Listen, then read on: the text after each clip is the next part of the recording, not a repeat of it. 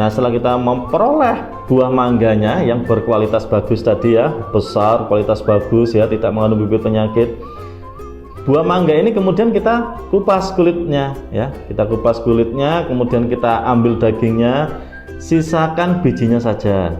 Untuk jumlah biji ini tergantung ya, jumlah biji yang akan ditanam ini tergantung pada berapa banyak mangga yang akan ditanam di kebun kita atau di pekaran kita dengan menggunakan pot tadi. Jika hanya ingin menanam satu pohon mangga saja, jadi cukup siapkan juga satu biji mangga saja. Pastikan juga bijinya ini kualitas juga bagus ya, tidak ada busuknya, tidak ada lubangnya, tidak berwarna hitam atau coklat gitu ya. Jadi warnanya rata ya, warnanya rata dan sehat. Kemudian biji tersebut kita keringkan biji mangga yang telah diambil dagingnya tadi ini dengan dijemur di bawah terik sinar matahari langsung. Pengeringan ini mempunyai tujuan agar lapisan kulit biji atau perikapnya ini pada kulit bijinya ini dia akan pecah, harapannya seperti itu. Jadi kita jemur supaya nanti kulit bijinya pecah sehingga dapat diambil keping lembaganya atau yang biasa kita sebut dengan kotiledon. Kotiledon inilah nantinya yang akan dijadikan sebagai bibit untuk kita tanam. Nah, cara mengambil kotiledon ini juga tidak salah-salah ya. Jadi ada caranya, yaitu dari perikapnya tadi atau lapisan kulit bijinya tadi ya, kulit biji mangga tadi. Nah, itu kita tusuk ujung perikapnya. Nah, kita raba. Nah, kita tusuk, kita raba.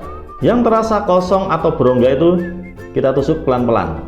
Nah, kita tusuk. Setelah kita tusuk, kemudian kita iris secara perlahan-lahan perikapnya ini, bisa dengan pisau atau dengan cutter yang tajam ya, tajam dan steril. Nah, hal ini harus dilakukan dengan berhati-hati agar kotiledon tidak rusak atau tidak tergores.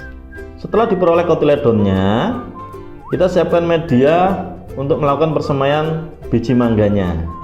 Media yang digunakan untuk menyemai adalah campuran tanah, arang sekam, dan pupuk kandang. Nah, pupuk kandangnya yang digunakan harus yang sudah terfermentasi sempurna ya. Jangan pupuk kandang yang baru keluar dari kandang. Nah, itu belum terfermentasi, yang dikhawatirkan nanti apa? Dia mengandung biji gulma dan juga mengandung bibit penyakit. Sehingga apa nanti? Kalau kita berikan ke pot, nantinya pot akan tumbuh subur gulma yang pertama. Yang kedua, nanti tanaman kita bisa jadi akan lebih awal terserang penyakit. Nah, masih kecil itu nanti akhirnya apa? Kuning, busuk dan sebagainya. Jadi diwajibkan pupuk kandang yang digunakan adalah pupuk kandang yang sudah terfermentasi. Nah, serta siapkan juga plastik polybag nantinya sebagai wadah tanam. Setelah itu bahan-bahan media semai tadi ya, tanah, arang sekam dan juga pupuk kandang yang sudah terfermentasi tadi ini kita aduk, kita campur jadi satu. Nah, setelah kita aduk tercampur secara homogen menjadi satu, kita siapkan plastik polybagnya. Kemudian di plastik polybag ini kita isi setengah atau 3/4 bagian ya, kita isi gitu ya.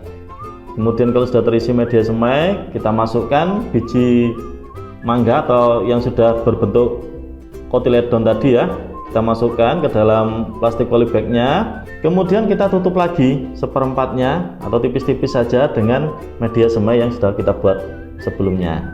Nah, selanjutnya lakukan penyiraman. Nah, penyiraman ini ada baiknya kalau kita menggunakan air yang mengandung bakteri menguntungkan. Lebih baik kalau bisa menggunakan bakteri khusus untuk tanah, atau khusus untuk media. Ada yang biasa kita sebut dengan boosternya tanah. Nah, itu mengandung bakteri yang memang cukup menguntungkan pada saat persemaian. Nah, kita siram dengan larutan tersebut di media semainya ini sampai basah, sampai ada tetesan air yang menetes dari polybagnya. Jadi bukan mengocor airnya ya, tapi hanya sampai menetes saja. Nah, ini penyiraman kita hentikan.